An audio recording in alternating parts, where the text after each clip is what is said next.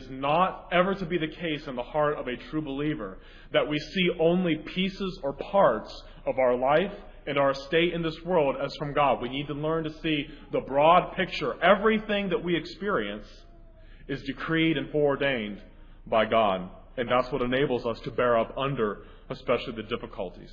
We must learn to see things that way because Ecclesiastes 7:13 has this statement: "Consider the work of God, for who can make straight what He has made crooked?"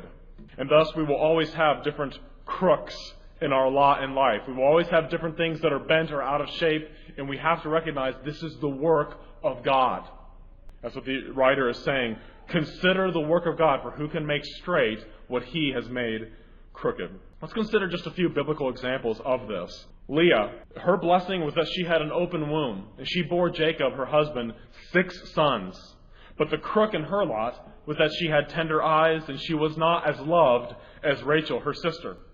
And we can surmise from the biblical narrative there in Genesis that this caused Leah no end of heartache. There was not a day in her life which she did not recognize that her husband loved her sister more than her.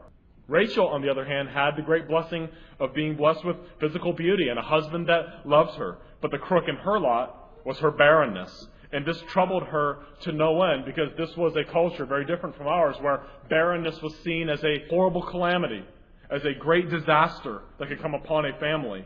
And in the narrative in Genesis 30, verse 1, she cries out to her husband, "Give me children or else I die." And Jacob, recognizing the source of children, it says in the text, his anger was aroused against Rachel. And he said, "Am I in the place of God, who has withheld from you the fruit of the womb?" What does Jacob know? Rachel, it's not my issue here. God has simply decided not to give you children. I'm not in the place of God who has withheld children from you. You see, his understanding is that God is sovereign. God is the one who designed this, for whatever reason, to be part of Rachel's lot in life.